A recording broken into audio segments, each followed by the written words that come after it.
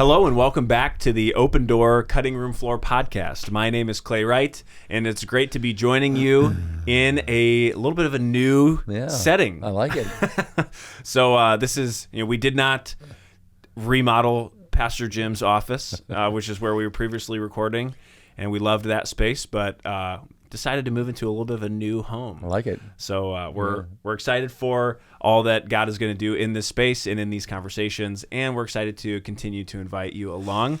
And if you're thinking to yourself, not sure what they're talking about, come check us out on YouTube. We've got a YouTube channel as a church, and on that channel we post the Cutting Room Floor via video for you guys to enjoy there as well and to engage. So check it out if you haven't before and see what it is that we're talking about. But I'm here. We're in a new space, and I'm here with Pastor Jim as he goes to take a drink. Glad to be here. It's good to I love to sign it with you. Yes, absolutely. And we're getting deeper into Luke chapter 6, which is where we've been studying as a church. Yeah, for several years now. And we've been in the Sermon on the Plain, and we spent some time in the Beatitudes, the blessings and woes, which Jesus uses as an introduction to his sermon, and he does the same thing in a very similar passage in Matthew chapter 5. Mm-hmm. And now he's really getting into what some people would call the body of the Sermon on the Plain. What I find interesting as I study the Sermon on the Plain is that people try to break it down into these sections, which is possible. You can break it into the introduction and then the body, and you can sort it by topic. And yet, it's a lot different than some orators would have spoken or would have organized their content throughout history. And so I wondered, as we get back into it, maybe we can read the text, and then if you could share with us, how is Jesus organizing the content, or what should we know about the way he's speaking as an orator, getting into things? We can do that. So if you've got your Bibles, we'll read from Luke chapter 6, starting in verse 27. Again, we're just coming out of the blessings and the woes, and we'll read a big chunk that then we're going to study over the next couple of weeks. I have this. I have the text in larger print. There you go. It's just Luke 6, 27 to 36. There you go. And Jesus says, "But to you who are listening, I say, love your enemies. Do good to those who hate you. Bless those who curse you. Pray for those who mistreat you." These are the verses we focused on this past week. But he continues, "If someone slaps you on one cheek, turn to them the others also. If someone takes your coat, do not withhold your shirt from them. Give to everyone who asks you, and if anyone takes what belongs to you, do not demand it back. Do to others as you would have them do to you. Mm-hmm. If you love those who love you, what credit is that to you? Even sinners love those who love them. And if you do good to those who are good to you, what credit is that to you? Even sinners do that. And if you lend to those from whom you expect repayment, what credit is that to you? Even sinners lend to sinners, expecting to be repaid in full. But love your enemies. Do good to them and lend to them without expecting to get anything back. Then your reward will be great, and you will be children of the Most High, because he is kind to the ungrateful and wicked. Be merciful, just as your Father is merciful." Awesome. Yeah, there's an episode on, I think that may have ended the season of The Chosen, that has Jesus practicing the Sermon on the Mount, and walking around and thinking carefully through what he wants to say, and then practicing it. And I don't know if I've talked about this before on the cutting room floor, but it bothers me. I don't agree with that Jesus did that. I don't mean that to say that he never thought about what he was going to say. Sure. But I don't think he planned it out as much as they have pictured him doing so. Yeah. And which I think fits with more of our Western style of sermon preparation and Western style of teaching and lecture preparation. And first century Judaism and other, sometimes it feels funny to call Israel Eastern or Near Eastern, but that's how it was referred to, the Near Eastern ancient world. Yeah. or sometimes even the word Oriental. We think of Oriental as more Asian, but in those days, historians referred to Oriental as anything in the Middle East and Far East. So Jesus being raised in more of that kind of world and worldview, they would have seen teaching as coming from your whole body of knowledge, and you sharing that in a much more organic way, versus you saying, okay, now everybody open your notebooks, turn to point 1, okay, point 2, point 3. And there's nothing wrong with that. I use that style because I've discovered it helps people remember things and helps people organize things.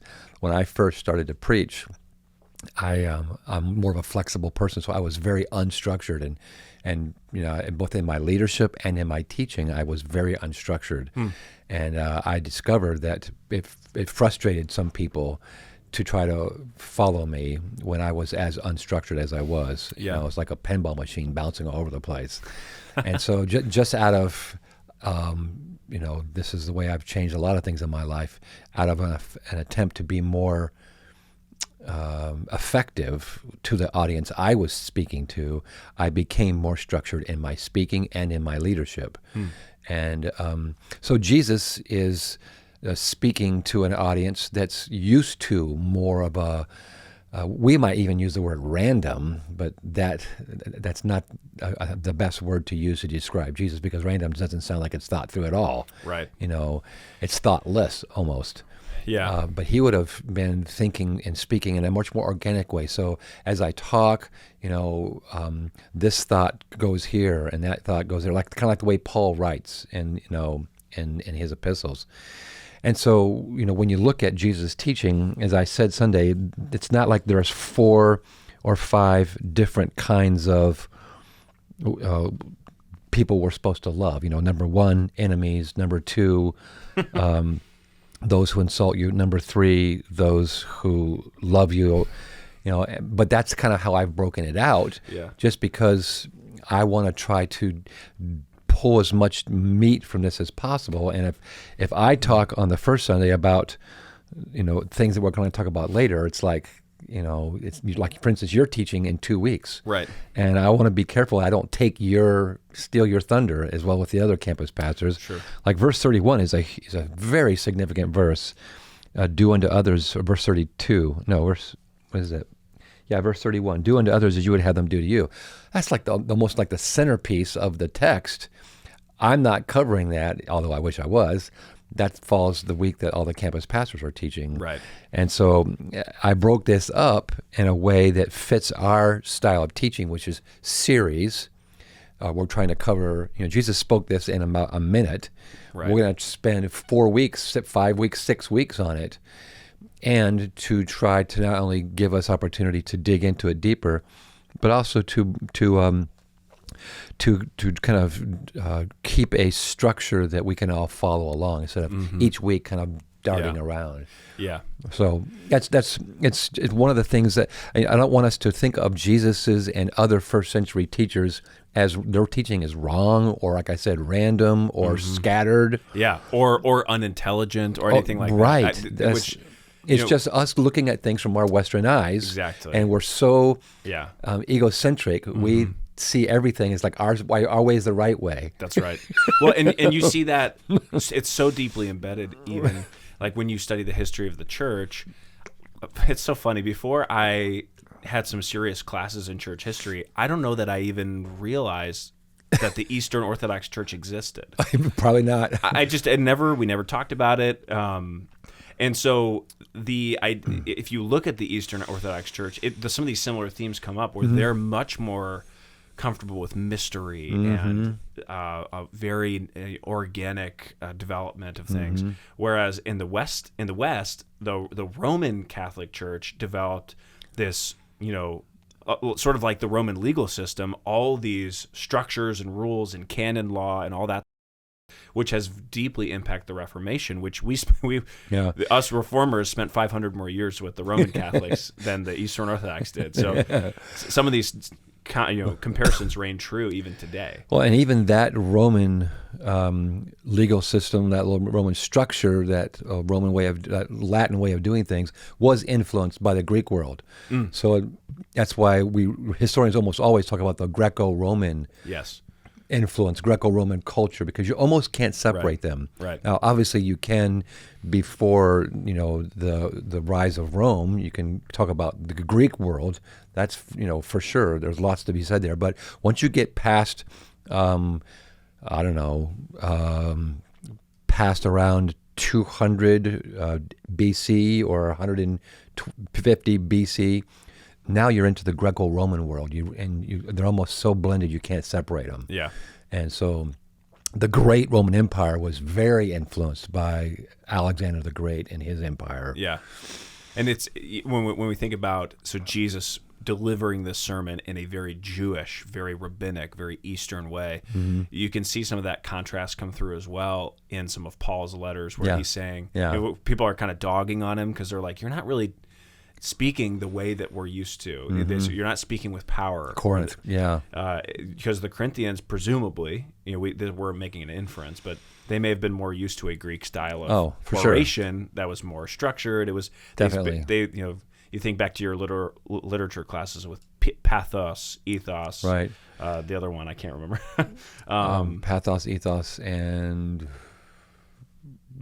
telos. Some other Greek word. Wow. But it's you're appealing emotionally. You're appealing by your rank, or you're appealing intellectually. Maybe it's a Greek rhetorical style. Yeah, exactly. But you're right. I've lost the other. It's not. It could be logos is maybe one of them, because logos is more than just word. Yeah. But there's still another one, pathos, ethos, and what is it? We need to have a fact checker on set just for. Can we put this on pause while we go check this out? Yeah, that's so funny. I guess we could do that. We could have them cut it if we want. It ruins the whole appeal. We're just kind of flying as we go. Yeah, we could have them do like the TV static noise for a little bit. No, Joy will scold me when I get home because she was a literature major. But she'll tell you what they were. Yeah. Suffice it to say, you can see the sort of breadcrumbs of these differences in the scriptures. And I think the thing that I want to come back to and emphasize is the egocentricity that we tend to exercise. Before there was American exceptionalism, there was this Western worldview that we see things rightly. We're advanced. Those are primitive cultures. We're advanced cultures, and this is true in so many different ways. One of those in rhetoric, and one of those in communication, and I think that's a huge misnomer. I mean, if we were going to talk about the mathematic world, just look at the pyramids. Talk about primitive. Yeah. Oh, those are primitive people, or Stone Age, almost, and they invented, the technology to create the pyramids. Mm-hmm. Hello? Yeah. We're still trying to figure that out. So, I'm not ignoring the fact that there absolutely was a lot of primitive things. Sure. But in some cases, they were more advanced than us because they didn't have some of the technology we have. Yeah. And the things like that. Anyway, so Jesus speaking, he's using a rhetorical style, or he's using a communication style that would have absolutely connected with his crowd, and they wouldn't have been thinking, hey, where's the points, and they would have been able to connect with and identify, okay, loving of enemies is not necessarily the same thing as these other kinds of loves. I see what you're doing. You're contrasting. Right. And so what we're doing when we're breaking these down is we're breaking down the contrasts. And again, the sermon that you guys preach, which you guys haven't written yet, but you guys are going to be talking about how to love those who love you. Well, that needs some attention, because there's a lot to be said about that. Yeah. So I don't want to get into that. That's your guys's. That's it'll be exciting. I kind of am just starting to dip my toes in, and one of the questions that I'm wrestling with that is also relevant for the whole passage is the question of what is. So of the things that Jesus is saying in this section, talking about loving your enemies. Well, let me back up a little bit. At the beginning of your sermon, you told the story of and you may have to help me. Yusuf. Mossab, I've got it written down somewhere. Hussein Yusuf. Yeah. Yeah. Yeah, Musab Hussein Yusuf. You told his story and about how he was so struck by the contrast between Jesus's way of relating to enemies versus the way that he had learned growing up as a Muslim following the teachings of Islam. And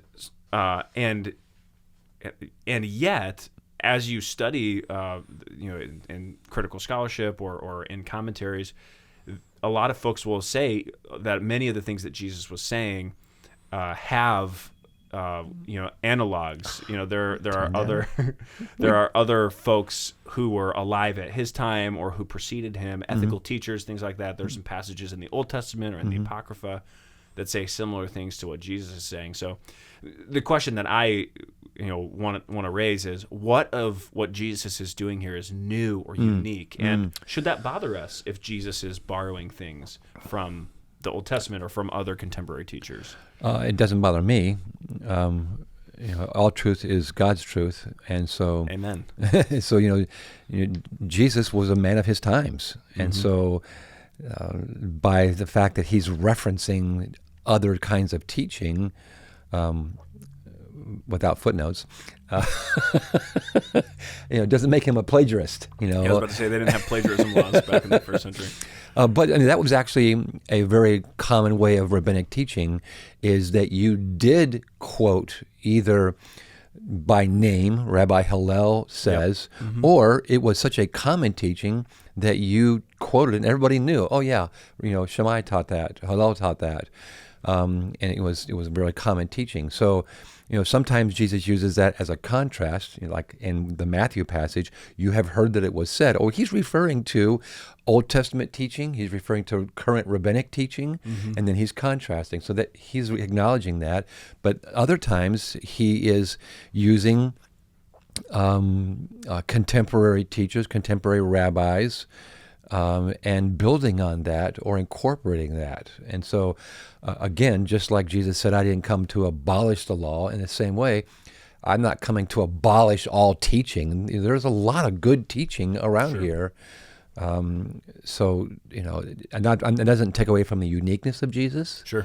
It's I think similar to us, one of the reasons Jesus was so easy to understand is because he did call upon other teachers, other images, things people could connect with. If everything he said was brand new, there's no, there's no way to hook onto what he's saying. There's no handles. There's no connecting points. And so he's just being a good communicator. Yeah.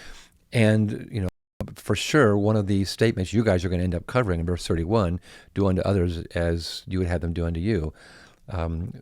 New Testament scholarship has discovered that that's not a unique phrase like people thought it was years ago. That's actually a phrase either in the positive or the negative. Don't do unto others as you would have them, as you would not have them. If you would not have them did to you, something like that. It doesn't bother me in the least. Yeah.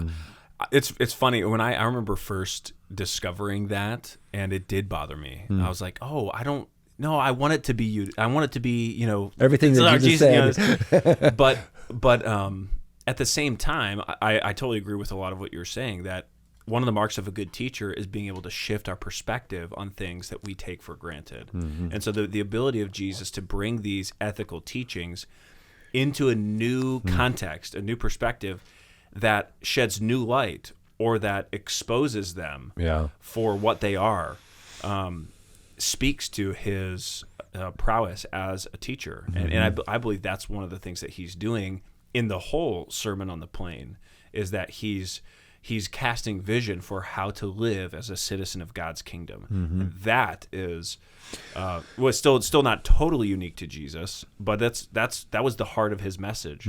Well, I think also he is able to correct some misconceptions that came up with the common teaching. Yeah. So I think one of the great examples is loving your enemies. Was Jesus the only one who said that? I mean, I don't know of anybody else who said it, but that doesn't mean it's totally unique. but it certainly is unique in the language of the Old Testament. Now, there definitely is language that talks about not returning evil for evil. Right. There is language about not in the Proverbs about if getting slapped and turning your cheek, and so there's other kinds of things like that. But again, Matthew does a much better job of connecting this to Old Testament scripture, and we're going to talk about this Sunday with the lex talionis, lex talionis, an eye for an eye, tooth for a tooth teaching, and how Jesus is not going to trash that teaching. I'm going to get into my stuff here. He's going to say that has its place. Right. And sometimes New Testament teachers, preachers, misunderstand what Jesus is saying, that he is abolishing the whole eye for an eye, tooth for a tooth. That's a real common interpretation. I don't think Jesus is saying that. It's not just me. There's plenty of other New Testament scholars who are saying, no, Jesus is saying that has its place, like in a court of law, because that teaching, believe it or not, it was actually a merciful teaching, because here I go, I'm getting into next week's, is that since there were no rules and no guidelines, when you punched me, I would go out, I would go to the nth degree. I'd cut off your ear, I'd gouge out your eye, and it would be like, whoa, you went way overboard. Yeah. And so an eye for an eye, a tooth for a tooth sounds to us like, get it back, everything you got. But actually, it's limiting the kind of reaction that you can have. And it's saying, no, don't go overboard as you retaliate. And then, so Jesus is saying, when justice is being dispensed, make sure it's an eye for an eye, a tooth for a tooth, a hand for a hand, whatever. And it got twisted to be, take retaliation into your hands. Yeah.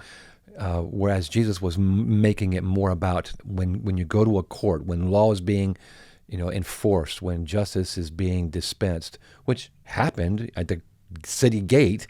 Yeah. Do it in a compassionate way. Do it in a restrained way, which even in itself was a new teaching. So it's hard for people to believe this, but the Mosaic Law was actually a gentler way and a kinder way of dealing with injuries. And the other element there is the Mosaic Law. Obviously, we've talked about this before on the podcast, but you get the distinctions in the Mosaic Law because the Mosaic Law was not just a moral law. Right, exactly. Although it was, but it was also a civil law. Ceremonial, it's all those nuances. I'm excited for this series for a lot of reasons, but part of it is to talk more about some of these topics, because I think it's, especially you're bringing up a lot of things on Sunday that are people are really interested in hearing about. So, for example, you're talking about the how Christians ought to interact with Muslims, which I know we're going to talk more about in this series.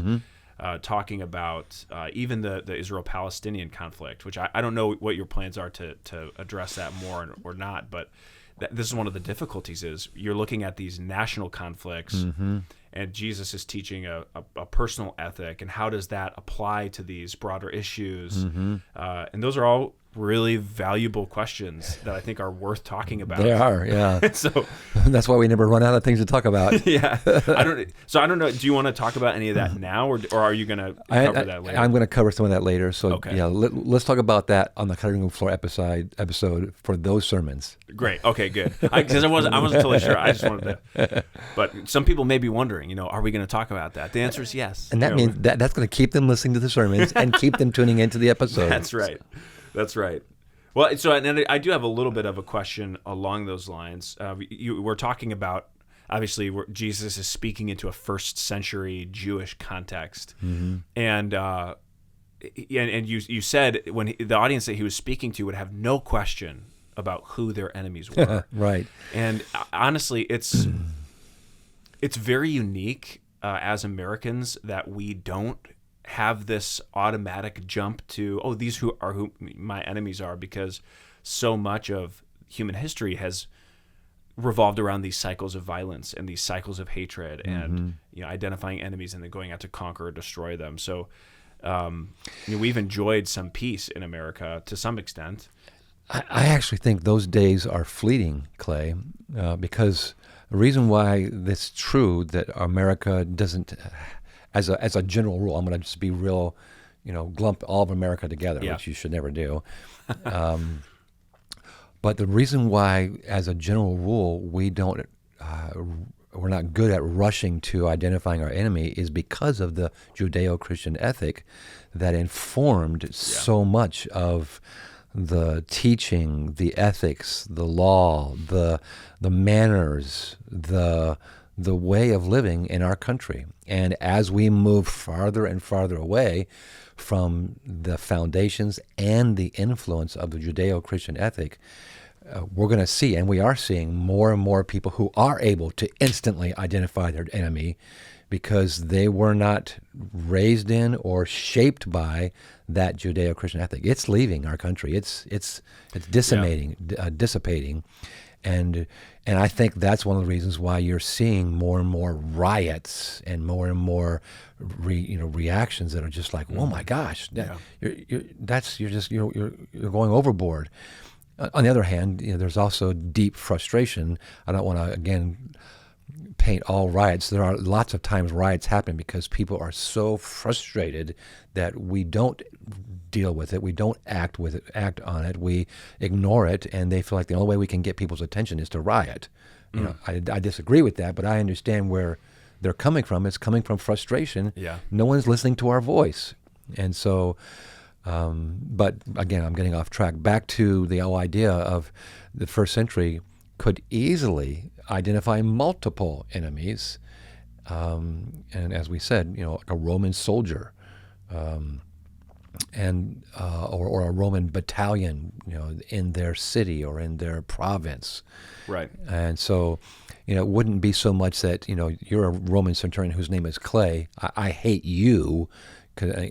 But not because your name is Clay, but because you're a Roman centurion. So I don't have to have a relationship with you, or you didn't have to actually offend me, or mistreated me, but your comrades did. Your other in the Roman language, your other compatriots. I don't know if that's right either.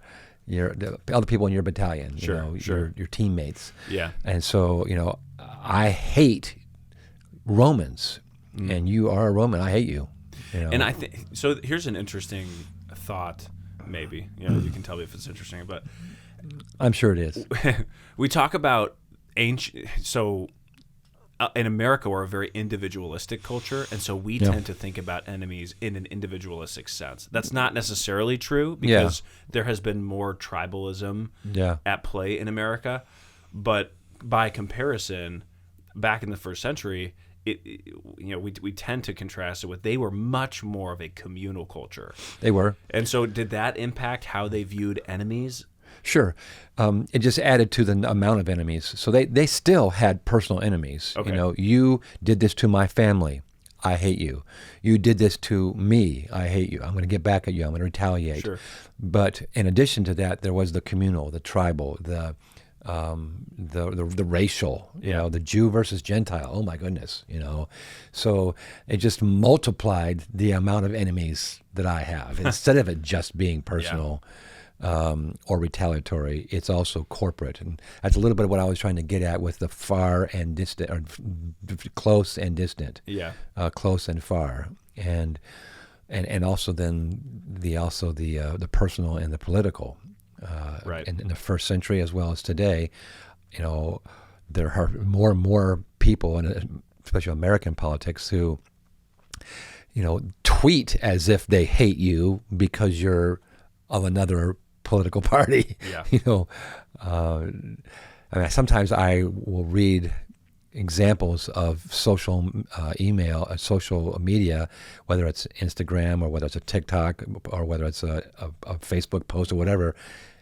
And I'm thinking to myself, you really don't feel that vengeful, do you? I mean, really? Is that just your visceral reaction that's coming out? And some people might say, "Oh, yeah, that visceral reaction is giving us a true picture of what's going on." But I mean, you read the words and you're like, "Oh my gosh, you're really, really vengeful." you really want to do that to that person? And so it's hard to tell where that line is, because we can get away with so much impersonal tweeting and texting and responding, because what I would never say to you face to face, I can say, with my thumbs, right, quite easily. Yeah, I do think that anonymity. It's like it's so funny. This is just a theme that keeps on coming back up. We're the most connected, and yet we're the most lonely. Yeah. We're the most connected, and we're the least connected. Yeah, and it's those. Yeah, sociologists are telling us the more you spend time on social media, the lonelier you are. Yeah, which is seems like it ought to be the opposite. Exactly. Right. And I think when Romans and Jews texted in the first century, they were much more careful about the rules of texting. And that's right. And things they honored. They were more those. Restrained. Yes. Some of them didn't text at all. In fact, the truth is, a lot of them didn't. Yeah, I think it's helpful for us to think about some of those sociological ideas, because it can help us to recognize, why is it, as you said, that I have these weird feelings when I think about enemies. I was raised in a Christian home, and I maybe I do have enemies, but I think about it in these strange ways. Well, some of that is sociological influences. Yeah. It's not wrong, it's just different. And so there's a lot of power in being able to name that, recognize it, and say, I'm thinking about this as a member of a group, or I'm thinking about this, my view of this has changed because I tend to think of myself just individualistically, so on and so forth, because that can help us to identify and be honest with ourselves. Okay, who are my enemies? Who are the people that I'm harboring animosity toward? Yeah. Who are the people who I'm trying to brush it off, but really, no, they are showing animosity toward me. And I think we want to do that for two big reasons. Number one, as disciples of Jesus, because we want to obey his command. We want to put into practice that. But then, as I tried to say Sunday, also from a merely self-preservation to lance the toxins that are building up in our body, in our mind, in our soul, that are just poisoning us. Right. We need to identify, okay, let me do a little bit of work here, soul work. Who are my enemies? Yeah. Instead of rushing to, I don't have any. Or maybe you don't, but you might. Right. Or even taking the position of, well, I'll wait. This is really helpful information. Next time an enemy comes around, now I know what to do. That's I think how I've always read this. Okay. It's like, okay, well, this is preparation for later. But if we flip the script, and maybe if we imagine Jesus having said, go out and find the people who bring you the most joy and just bless them. That would be a sermon that maybe we would all say, oh, you know what? Yeah, let me spend some time thinking about those people so I can seek them out. But we're not, he's not saying to make enemies so that you can follow this. That's good. But I think there's fair game, absolutely, to seek out who our enemies are in order that we can live like Jesus. Well, I'll make it anonymous. I got a social media response this past week from someone who said that as the sermon progressed, they realized, oh my gosh, I have hostility towards this other person, what I would never have thought that I did. And because this is a godly person that I know, they leaned into that instead of going, no, I don't. They went with it and recognized that was the Holy Spirit convicting. And so that's the way to handle this. That's the mature way is well, maybe I do. And I guess I do. Okay, Lord, I want to deal with that versus that pushing. No, I don't have any enemies. No possible way. Yeah. So one of the signs of maturity is that when, we all sin, right? So one of the signs of maturity is that when I am faced with sin, I acknowledge it. Right. Yes, for sure. The more mature you get, the less you should sin. Right. What I've discovered is the more mature I've got, the more I realize how complex sin is, how deep sin is. Yeah. And I sin less in the ways that I did when I was immature. But I still sin, and maybe sin more. I'm more aware of my sin because I'm like, oh my gosh, it's deeper than I realized, and more complex than I realized. With things I didn't understand when I was younger, more immature. And that's true about our Christian faith. That's also true generally. Like, a really good woodworker is really good because he's able to identify the weaknesses in his craft and amend them. That's so good. It's the woodworker who turns in his project not realizing the glaring mistakes. That's the immature woodworker. Right. So good. it's same thing with believers. The quicker we can realize it and respond to it. There's another concept in your sermon I wanted to pull out, which is this idea. There's kind of two ideas. The first idea is like the cycle of violence, which is I think the language you used was the chain of evil, cycle of violence, chain of evil, those sorts of ideas. And then the second was a quote where you said, hurt people. Yeah. The reason I want to bring this up is because I believe that in society, it's very common to explain away the warring between different groups from an evolutionary and materialistic perspective. So people will say human beings have this in-group defense mechanism where we want to defend people who look like us or people who think like us, people that we know, because we're trying to preserve our DNA pool, or because there's this animalistic tendency to look out for survival of the fittest. Exactly. Yeah. And so they would say all wars and all difficulty between people is just an outplaying on a national scale of these animalistic evolutionary desires.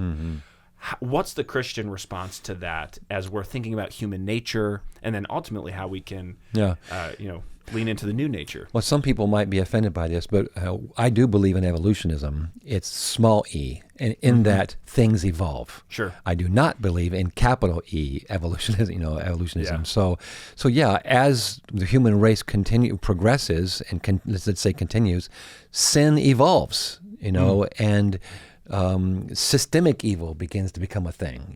There's not systemic evil in the Garden of Eden, but by the time you get to the days of Noah, there's systemic evil already developing. And so sin has evolved towards that, because sin does not dissipate, it grows.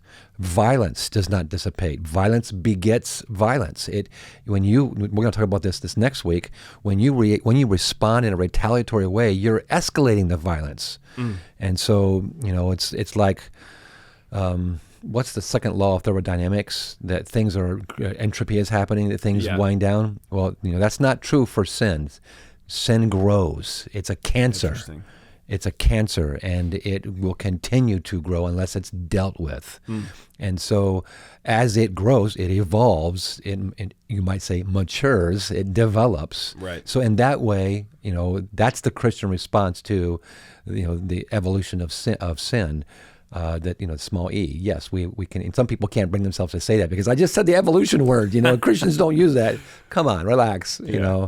But it's good to identify. Sure. I'm not talking about capital E evolution.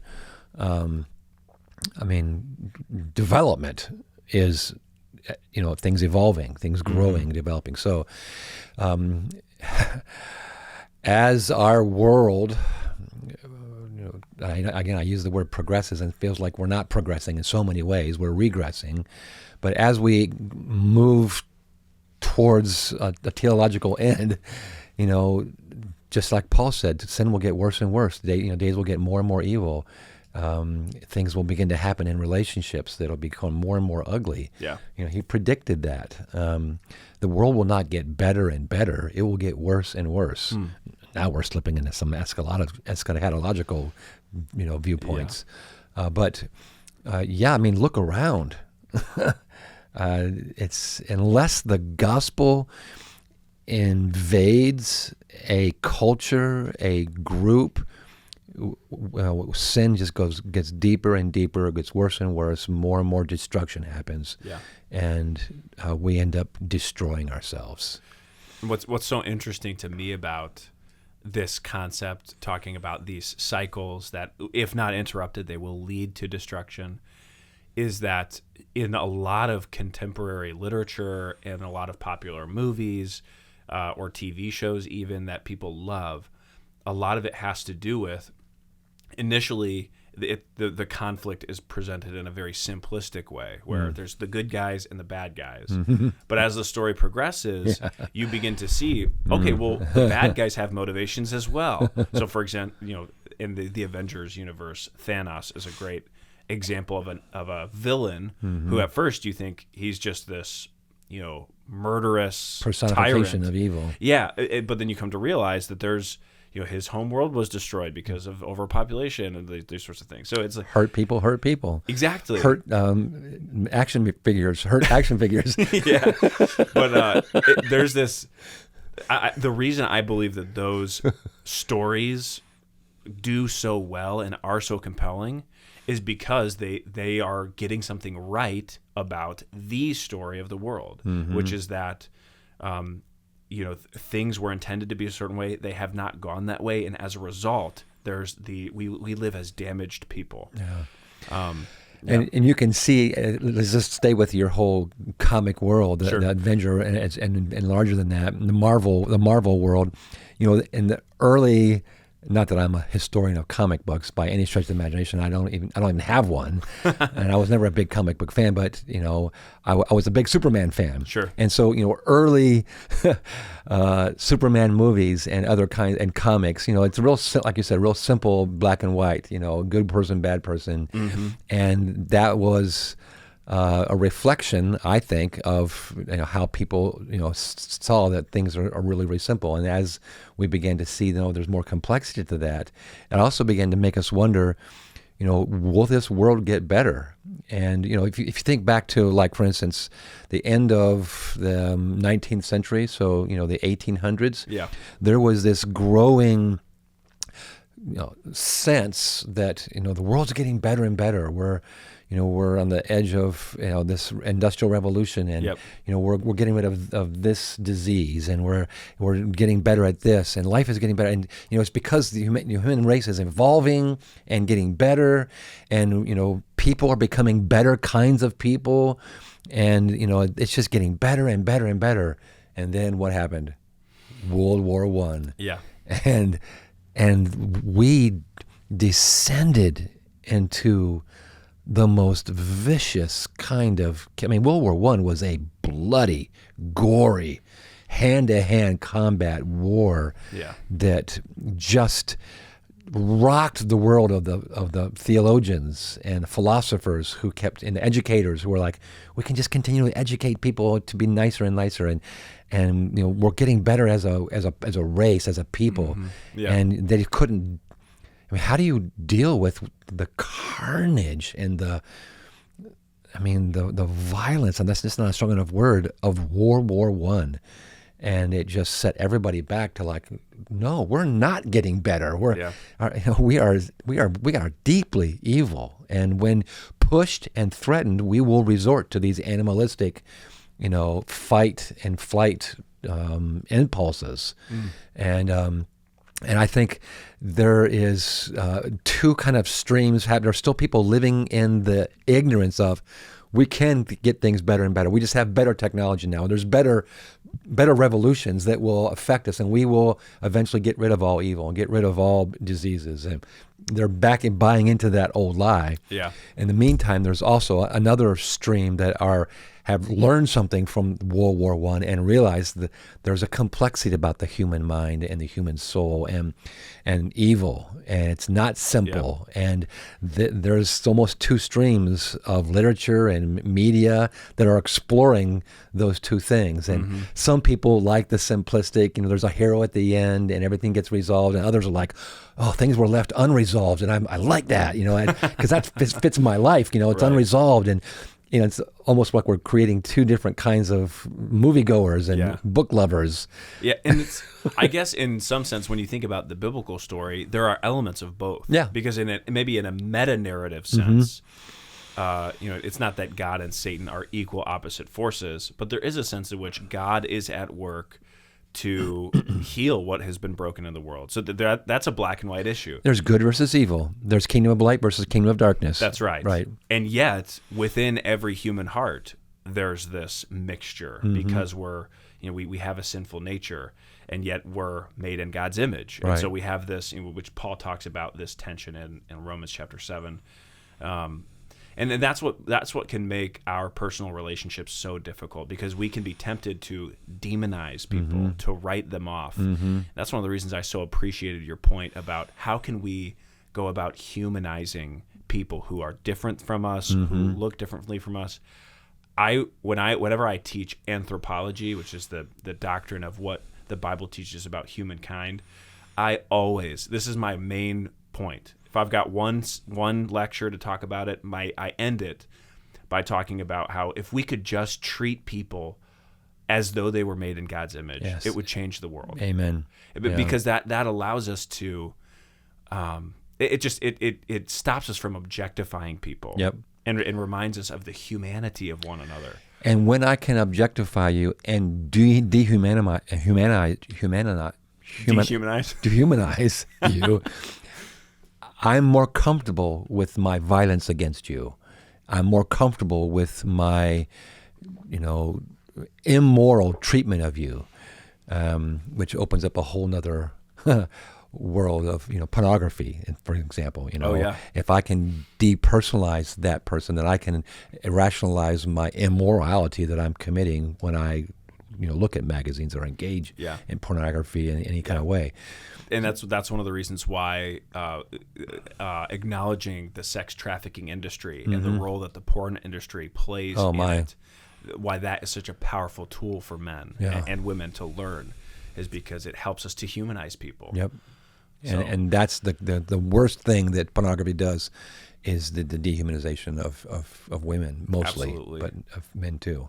Absolutely. And it gets back to what you were saying about anthropology. The first and foremost thing we need to teach is everyone is created in the image of God. And that's also, you're right, it's a theme of my ministry as well, that I keep coming back to that again and again. It's so central. It's so so foundational. Yeah. For our doctrine of sin, as well as our doctrine of salvation, as well as our doctrine of sanctification. Absolutely. And this is one of the reasons why I loved the way that you brought in the Martin Luther King Jr. quotes and that story, is because in it's such a powerful and stark way. He chose to view his enemies as image bearers, and the line that stuck out to me. Which of his works was that quote from? Several people asked me that. I found it on a website that was called the Arresters of War. Okay. In trying to do some research, some people said that it came from his famous sermon, "Love Your Enemies," that he preached to Dexter Road Baptist Church. I think it might be in Birmingham, but I got the church right. But when I read the transcript of that sermon, that stuff was not in there. And I'm like, that's interesting. And so one version of that sermon, "Love Your Enemies," from Dexter Road, said that, in posting this, that Martin used a lot of these themes that he took them out of a speech that he gave at Rankin Memorial Chapel in Howard University. And so almost like the sermon that he preached came out of the lecture he gave at the Howard University. And so when I went back to that talk, there's where that paragraph came from. Gotcha. And so it's so powerful. Yeah. It's just in so many ways. The line that really stuck with me was, let's see if I can reproduce it, where he was sharing how, and we will wear you down with our ability to endure suffering, and our victory will be a double victory, for in our endurance we will win your hearts over as well. Yes. I mean, I was like, if I can, be kidding if me. there's a word, if that says a word, that's so Jesus-y. Oh yeah. That is. I mean, and some people can't hear Martin Luther King because they all they want to talk about is that he had an affair, So Sure. they somehow want to, get rid of his powerful words because there's a sin in his life. Well, what about you? There's sin in your life, Yeah. We talked about this a little bit as a life group. There's controversy in that, but let's not allow that to detract from. I don't hear anybody saying, I don't read the Psalms because David had an affair with Bathsheba. True. Or David's Psalms should not be in the canon of the Old Testament because he committed adultery and then committed murder. I've never heard anyone make that argument, oddly enough. Right. A lot of people don't realize that the whole civil rights, I don't even want to call it civil rights, the whole movement of restoring the dignity to Black Americans, Black people, came out of his reading of the Sermon on the Mount. It came out of his listening and following Jesus, which, by the way, the same thing is true for Mahatma Gandhi. Oh, really? He was blown away by the Sermon on the Mount and was absolutely in love with Jesus until he began to meet Christians and saw the gap. And so one of the famous quotes about Mahatma Gandhi is that he would be a Christ follower if it wasn't for the Christians. Interesting. That's one of the famous quotes about what he said. But before he met a bunch of Christians, he, was captivated by the teaching of Jesus on the Sermon on the Mount. And interesting. Yeah, so that teaching has, those are two pretty big movements. Yeah. And both, by the way, nonviolent movements. Right, and that's kind of the point I was getting toward, is that both Martin Luther and Gandhi, now that we've brought him up, they interrupted this cycle of violence. Mm-hmm. They broke the chain of evil. Exactly. Yeah. They broke the chain of evil by choosing to not respond with evil.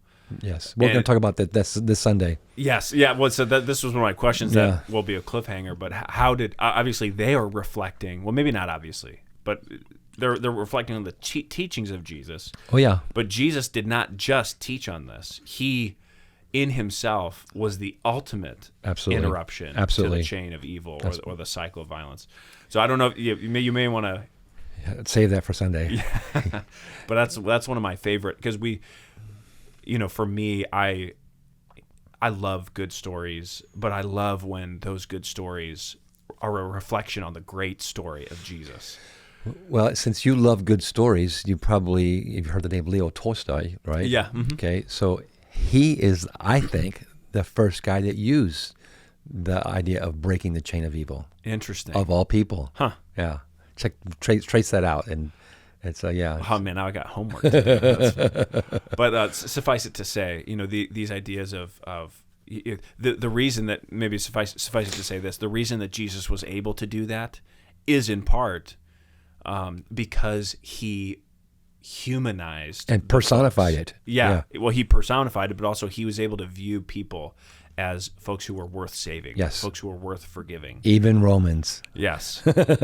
So I'm excited to continue that conversation as we continue reading in the Word, those sorts of things. And maybe we'll kind of, as we round third, another question I wanted to ask, just in practicality, or as we're thinking about how can we apply these teachings of Jesus. We've talked about how we need to identify our enemies, and you talked a lot about how we can identify our enemies. Mm-hmm. But I wondered, who are folks, or are there groups, or are there people who it's, we want to pretend like we don't have animosity toward them, or they don't have animosity with us, or groups of people who, like for example, there were some times where you said, these are not our enemies. This group of people, you might think that they're your enemy. They're not. Yeah. Can you help us to just talk more about that rubric, or more about how can we go about identifying enemies? Well, I mean, when I said that, I'm almost positive I was saying, for instance, like the LGBTQ2 plus community are not our enemies. Now, I'm doing two things when I say that. Number one, I'm confronting those Christians who would make LGBTQ folks their enemies, and who do. I mean, there are people. I was in Washington, D.C. I don't know if I've ever told this story in the cutting room floor, but I've told it to you. I was in Washington, D.C. one time, and I ran into this protest, and these guys and gals from a church in Westboro, Kansas, And I had just left Kansas, by the way. I lived there for 14 years. So I knew about this church, and it was called the Westboro Church of God in Westboro, Texas, or Kansas. And Fred Phelps was their famous pastor, and he taught his people to protest at funerals and at other public gatherings where a homosexual had died or where there was some sort of a public gathering, and he would literally put on signs. We've seen them. God hates fags. And when I saw these people in Washington, D.C. with these signs, I confronted them. Man, he was like, "What are you doing?" I'm like, oh, I was just angry. Yeah. Have I told this story? To me, you have, Yeah. but not on the podcast. And I got into a verbal, argument with them, and my argument was this is kind of silly now I think about it. I was trying to defend the character of God. Like, do not, connect God with your hatred. That God does not hate fags. And they came back, with their lines, and you know the Bible. And I'm like, well, you don't know God. And so, but unfortunately, there are church-going people. I just changed it from Christians to church-going people. Mm-hmm. There are church-going people who do hate homosexuals, who do hate lesbians, who do hate transgender people. And I don't know how they read the teachings of Jesus and live with that. I think somehow they feel that that person is a personification of evil, and so they need to be hated. I don't know exactly how they do that, but they hate them. And their hate may extend to other groups of people because haters hate, and so, I hate other countries. I hate other cultures. I hate other races. I hate, it just goes on and on because hate begets hate. And I think a lot, just reference earlier parts of the conversation, I believe that a lot of it has to do with a feeling of being threatened or overtaken. I think sometimes. That can be definitely. I haven't studied their biblical arguments well. Yeah. I mean, obviously, I know the scriptures about that deal with homosexuality. I think for sure that comes up in immigration hate. Mm-hmm. There is this terror that look how many people are crossing the border every day. They're taking over our country.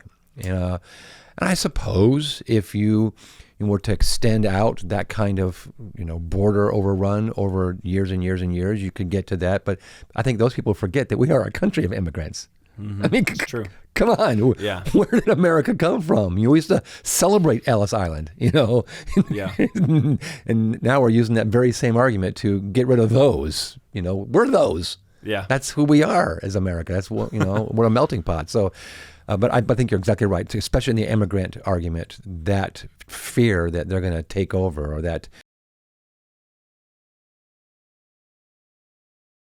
that's for sure. And that kind of I don't know, is there a phrase called immigration hate? Did I just invent that?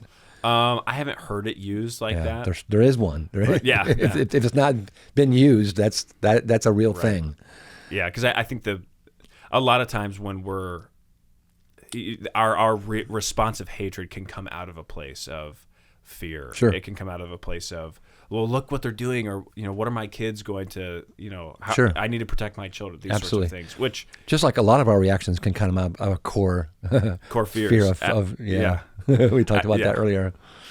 But suffice it to say, in the midst of all that, this is why I believe Jesus' teachings are so necessary and so revolutionary. Yes, I'm glad you used the R word. Yeah, yes. Because even though, maybe we can recap the whole podcast here. Even though he was, not the only person saying these sorts of things in individual phrases, even though we have these tendencies, these are why Jesus' teachings become so powerful, because he packages them together to confront our nature and to draw us out of a way of relating that has so much to do with self-centered sinfulness and into a way of relating that it's countercultural.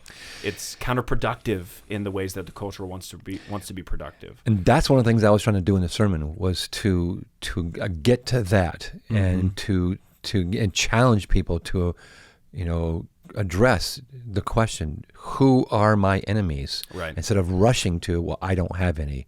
And maybe somebody literally could do the exercise of going through those 5 things and saying, no, I don't have any enemies. Okay, great. But I think a lot of people who don't think they have enemies have them. Right. And or they're on the way to becoming enemies. Hostility is starting to form. Yeah. And so as we're kind of just offering some closing thoughts, as you think about this sermon series, what sort of things do you hope get produced in folks, or do you hope stick with folks or bother them out of this first sermon as we continue to learn? Several things come to mind. The first thing is to, I said this in the sermon, to really attend to the words of Jesus. Yeah. Not just the teaching of Jesus, and for sure not the summaries and sermons about Jesus, but to attend to the words of Jesus, what he actually said, and to wrestle with them. That's one of my big goals.